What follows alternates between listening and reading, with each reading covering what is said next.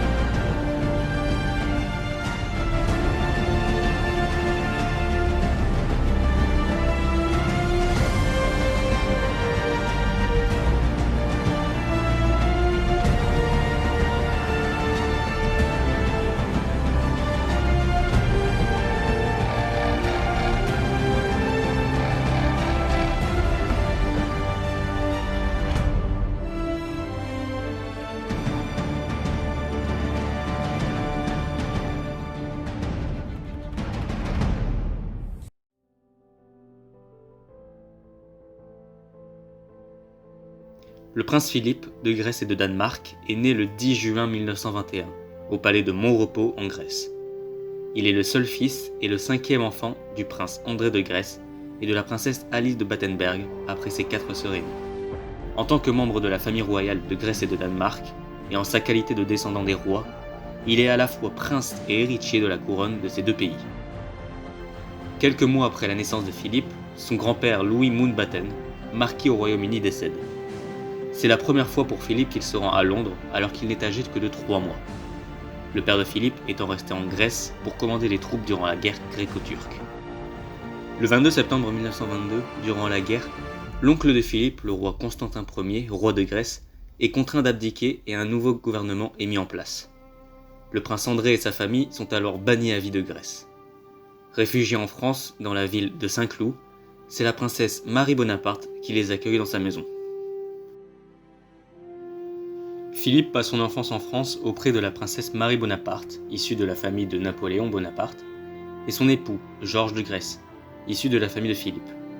Philippe passa donc son éducation dans une école américaine installée à Paris. Puis envoyé au Royaume-Uni pour poursuivre la Chelmsford School, il vit alors avec sa grand-mère et son oncle, George Mountbatten, au palais de Kensington, à Londres. Séparé de sa famille durant son éducation, sa famille se sépare également de leur côté. Ses sœurs épousent des princes allemands et partent vivre en Allemagne. Sa mère est placée en asile après avoir été diagnostiquée schizophrène. Et son père part vivre à Monte-Carlo, en Monaco.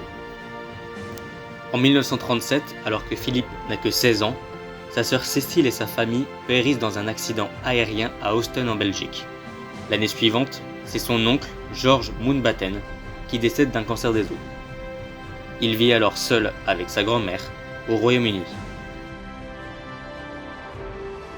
Grâce à son oncle Louis Mountbatten, lieutenant de la marine à la Royal Navy, et à l'arrivée de la Seconde Guerre mondiale en 1939, Philippe rejoint la Royal Navy, où il se distingue comme le meilleur cadet de sa promotion. Après l'invasion de la Grèce par l'Italie en octobre 1940, Philippe participe à la bataille de Crète. C'est la première fois qu'il remet les pieds sur le sol grec. En 1942, alors âgé de 21 ans, il est promu First Lieutenant, ce qui fait de lui le plus jeune lieutenant de la Royal Navy. En 1943, durant l'invasion de la Sicile, il participe dans le HMS Wales, toujours en tant qu'officier de second. En 1944, il est transféré dans le HMS Welf, un nouveau navire où Philippe et son équipage seront présents lors des actes de capitulation du Japon en août 1945. À la fin de la guerre, Philippe reçoit plusieurs distinctions, dont l'ordre de la Royal Navy, ou la Croix de guerre française, mais aussi la Croix de guerre grecque. Après cela, il devient instructeur à l'école des officiers mariniers de la Royal Navy.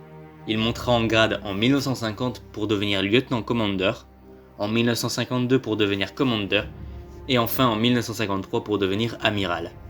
Il montera une dernière fois en grade lors de son 90e anniversaire en 2011 pour devenir au plus haut échelon Lord Grand Amiral de la Royal Navy. En 1939, le roi George VI et sa femme, la reine Elisabeth, visitent le Britannica Royal Naval College où étudie Philippe. Les filles de la royauté sont confiées à Philippe, alors âgé de 18 ans, et c'est sa première rencontre avec Elisabeth qui n'a que 13 ans à cette période. En 1946, Philippe demande la main d'Elisabeth.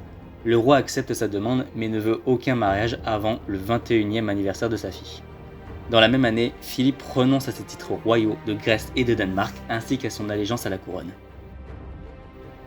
Le 20 novembre 1947, Philippe et Elisabeth, âgés de 26 et 21 ans, se marient à l'abbaye de Westminster. La cérémonie est retransmise dans le monde entier et la veille, George VI décerne à Philippe le prédicat d'Altesse royale et le jour même le fait duc d'Édimbourg. Après quelques tensions à cause des relations allemandes des sœurs de Philippe, le duc et la duchesse d'Édimbourg s'installent à Clarence House où naissent leurs premiers enfants, le prince Charles en 1948 et la princesse Anne en 1950.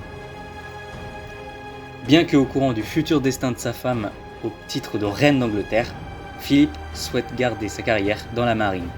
Malheureusement, sa carrière active sur le devant de la Royal Navy se termine en juillet 1951.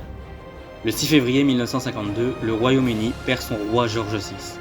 Digne héritière du trône, c'est sa fille Elisabeth qui prend la place en juin de l'année suivante.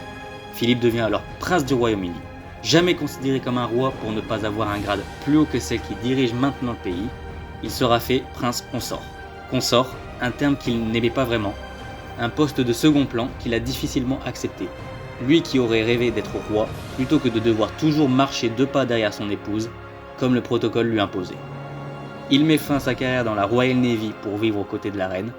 Après son accès au trône, Elisabeth II et le prince Philippe auront 2 nouveaux enfants, Andrew, né en 1960, et Edwards, né en 1964. Alors qu'Elisabeth avait pris le nom de Mountbatten à son mariage avec Philippe, le nom de famille est discuté pour le sort de la nouvelle famille royale. Avec les quelques tensions qu'avait la famille royale avec la famille de Philippe et ses sœurs, qui s'étaient mariées à des nazis, c'est sous le premier ministre Winston Churchill que le nom de famille Windsor renaît.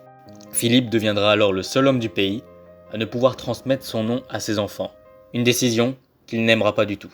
C'est seulement en 1960 que Elisabeth II décide que ses petits-enfants porteront le nom de Mountbatten Windsor pour garder une descendance du côté de son mari. Durant plus de 70 ans, il participe et fonde à de nombreuses associations, comme en 1955 avec la création de la Household Brigade Polo Club, étant un amateur de polo. Il est aussi fondateur du WWF Royaume-Uni, et c'est durant plus de 70 ans que les associations l'ont même remercié avec des grades exemplaires. En mai 2017, la famille royale annonce que Philippe a décidé de prendre sa retraite alors âgé de 95 ans. Il restera associé aux 780 organisations et associations dont il était membre. Il gardera également l'habitude de venir avec Elisabeth II aux investitures et aux représentations importantes. Mais hospitalisé de nombreuses reprises à partir de 2018, il reste à l'hôpital et au château de Windsor. Durant la pandémie de Covid-19, le couple confiné au château publie une photo d'eux lors du 99e anniversaire de Philippe en juin 2020. Il ne participe plus qu'à quelques très rares événements, comme les mariages ou même en fin 2020 avec l'affaire Meghan Markle. C'est le 16 février 2021 qu'il est de nouveau hospitalisé à la suite d'un malaise. Le 1er mars 2021, il subit une opération du cœur.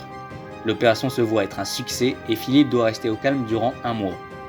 Il quitte officiellement l'hôpital le 16 mars 2021 et retourne au château de Windsor auprès de sa femme. Après plus d'1 mois sans nouvelles du prince Philippe, c'est le 9 avril 2021 qu'un communiqué est accroché aux grilles du palais de Buckingham. Les drapeaux sont mis en berne et l'opération Fort Bridge est mise en place. Opération créée pour chaque membre de la famille royale, déclenchée au moment du décès de la personne. C'est avec un profond chagrin que Sa Majesté la Reine annonce la mort de son époux bien-aimé, Son Altesse Royale le Prince Philippe, duc d'Édimbourg, décédé paisiblement ce matin au château de Windsor. Philippe Mountbatten est mort le 9 avril 2021, à quelques mois de son 100e anniversaire. Sa mort fait le tour du monde en quelques minutes et des pluies d'hommages sont lancés par les différents chefs d'État, mais aussi sur les réseaux sociaux. Le prince Philippe laissera derrière lui une vie donnée à de nombreuses associations, une vie donnée à Elisabeth II. Il aura renoncé à la couronne de Grèce et de Danemark ainsi qu'à une carrière dans la Royal Navy.